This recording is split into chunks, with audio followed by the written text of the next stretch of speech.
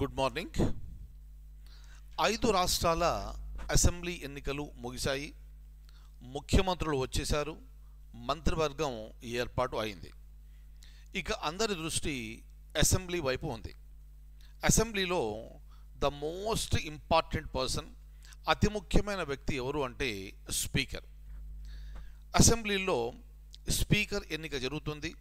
ఉదాహరణకు తెలంగాణ రాష్ట్రానికి సంబంధించి స్పీకర్ ఎన్నిక ప్రక్రియ పూర్తి అయింది.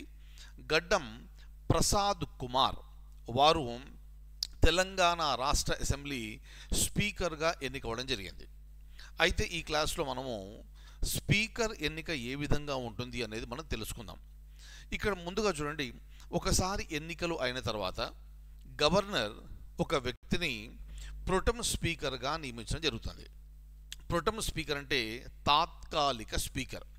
సాధారణంగా ఆ వ్యక్తి ఎవరు అంటే ఉన్న సభ్యుల్లో ఎక్కువ ఎక్స్పీరియన్స్ కలిగిన వ్యక్తి, సీనియర్ మోస్ట్ పర్సన్ని ప్రొటెం స్పీకర్గా నియమించడం జరుగుతుంది.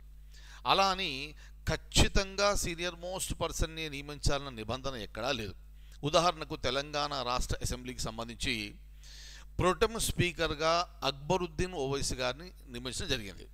కానీ వారికంటే సీనియర్ మెంబర్స్ కొంతమంది ఉన్నప్పటికీ ఇది గవర్నర్ రాష్ట్ర ముఖ్యమంత్రి సలహా మేరకు నియమించడం జరుగుతుంది.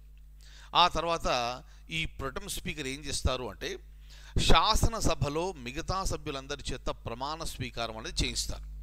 చేయించిన తర్వాత స్పీకర్ ఎన్నిక అనేది జరుగుతుంది. ఇక ఉన్న సభ్యుల్లో ఎవరైతే స్పీకర్ పదవికి పోటీ పడాలి అనుకుంటారో వారు నామినేషన్ పత్రాలని సమర్పించవలసి ఉంటుంది. ఒకవేళ ఒక వ్యక్తే కనుక నామినేషన్ పేపర్ సమర్పిస్తే ఆ వ్యక్తి యునానిమస్గా ఎలక్ట్ అయ్యారు అన్నట్టుగా భావించి వారిని స్పీకర్గా ప్రకటించడం జరుగుతుంది. ఒకవేళ ఒకటి కంటే ఎక్కువ నామినేషన్గా వస్తే అప్పుడు ఎన్నిక అనేది జరుగుతుంది. ఆ ఎన్నికలో కేవలం అసెంబ్లీ సభ్యులు మాత్రమే పాల్గొంటారు. ఏ వ్యక్తికైతే ఎక్కువ ఓట్లు వస్తాయో ఆ వ్యక్తిని స్పీకర్గా ప్రకటించడం అంటూ జరుగుతుంది. ఉదాహరణకు చూడండి, తెలంగాణ రాష్ట్ర అసెంబ్లీకి సంబంధించి ఒకే ఒక నామినేషన్ పేపర్ వచ్చింది. అంటే ఒకే ఒక నామినేషన్ వచ్చింది, అది కూడా గడ్డం ప్రసాద్ కుమార్ గారిది. వారు కాంగ్రెస్ పార్టీ అభ్యర్థి అయినప్పటికీ బీఆర్ఎస్ అలాగే ఎంఐఎం మిగతా పార్టీలు కూడా సపోర్ట్ చేయడం వలన 119 మంది సభ్యుల్లో 111 మంది సభ్యులు వారినే బలపరచడం వలన ఇక అపోజిషన్ అంటూ ఏమీ లేకుండా వారు యునానిమస్గా ఏకగ్రీవంగా వారిని ఎన్నుకోవడం జరిగింది. క్లియర్. ఒక్కసారి వారు ఎన్నికయ్యారు అంటే ప్రొటెం స్పీకర్గా ఉన్న వ్యక్తి ఆ స్థానం నుంచి వచ్చేస్తారు. ఇక రైట్, ప్రొటెం స్పీకర్ ఏం చేస్తారు, ఆ స్పీకర్గా ఎన్నికైన వ్యక్తి చేత ప్రమాణ స్వీకారం చేయించిన తర్వాత వారి బాధ్యత అయిపోతుంది. అప్పుడు ఈ వ్యక్తి స్పీకర్గా బాధ్యత చేపడతారు. స్పీకర్ ఎన్నిక అయిన తర్వాత స్పీకర్ డిప్యూటీ స్పీకర్ ఎన్నికను నిర్వహిస్తారు. క్లియర్. ఆ తర్వాత స్పీకర్ ఒక ప్యానెల్ ఆఫ్ స్పీకర్స్ని ఏర్పాటు చేయడం జరుగుతుంది. ఏమిటి ప్యానెల్ అంటే గ్రూప్. సాధారణంగా ఏం జరుగుతుంది అంటే సభ డీసెన్సీ అండ్ డెకోరం కాపాడవలసిన బాధ్యత స్పీకర్ది. ఒకవేళ స్పీకర్ కనుక ఏదైనా కారణం చేత ఆ రోజు లేకపోతే ఆ బాధ్యతని డిప్యూటీ స్పీకర్ నిర్వర్తిస్తారు. ఒకవేళ స్పీకర్ డిప్యూటీ స్పీకర్ ఇద్దరూ లేకపోతే ప్యానెల్ స్పీకర్ 1 వారు ఎవరైతే ఉన్నారో వారు ఆ బాధ్యతను నిర్వర్తించడం జరుగుతుంది. అందుకనే మనం అప్పుడప్పుడు చూస్తుంటాము, సాధారణంగా స్పీకర్ ఉంటారు, వారు లేకపోతే డిప్యూటీ స్పీకర్ ఉంటారు. ఒకవేళ ఏదైనా కారణం చేత ఇరువురు కనుక లేకపోతే ఇక ప్యానెల్ స్పీకర్ నెంబర్ 1 వచ్చి అక్కడ కూర్చొని సభ కొనసాగించడం అనేది మనం చూస్తూ ఉంటాం. అయితే ఇక్కడ గమనించవలసిన ముఖ్యమైన విషయం ఏంటంటే స్పీకర్గా ఎన్నికైన వ్యక్తి ఒకవేళ రాజీనామా చేయాలి అంటే తన రాజీనామా పత్రాన్ని డిప్యూటీ స్పీకర్కి సమర్పించవలసి ఉంటుంది. అలాగే డిప్యూటీ స్పీకర్ రాజీనామా చేయాలి అంటే తన రాజీనామాని స్పీకర్కి సమర్పించవలసి ఉంటుంది. ఇంకొక ముఖ్యమైన విషయం ఏమిటి అంటే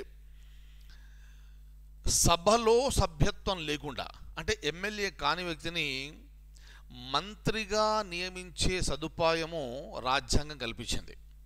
ఎమ్మెల్యే కాకుండానే మంత్రిగా నియమించబడే సదుపాయము రాజ్యాంగం కల్పించింది. కాకపోతే ఆ వ్యక్తి మంత్రిగా పదవీ బాధ్యతలు చేపట్టినప్పటి నుంచి 6 నెలల లోపు సభకు ఎన్నిక కావాల్సి ఉంటుంది.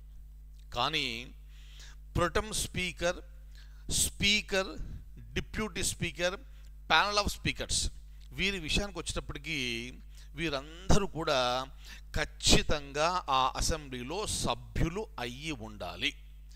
సభ్యుడు కాకపోతే ప్రొటెం స్పీకర్ కాలేడు, సభ్యుడు కాకపోతే speaker, deputy speaker, panel of speakers కాలేరు.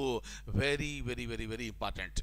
అంటే ఉదాహరణకు తెలంగాణ అసెంబ్లీని తీసుకుంటే ఆ 119 మంది సభ్యుల్లోంచే ప్రొటెం స్పీకర్ వస్తాడు, స్పీకరు, డిప్యూటీ స్పీకరు, అలాగే ప్యానల్ ఆఫ్ స్పీకర్స్ వస్తారు తప్ప బయటి వాళ్ళు రావడానికి వీల్లేదు. ఇది స్పీకర్ ఎన్నిక విధానము, డిప్యూటీ స్పీకర్ ఎన్నిక విధానము. అలాగే వారు రాజీనామా చెయ్యాలి అంటే రాజీనామా పత్రాన్ని ఎవరికి సమర్పిస్తారు అవన్నీ కూడా మనం ఈ క్లాస్లో మనం నేర్చుకున్నాం. Thank you so much. I will see you in the next session.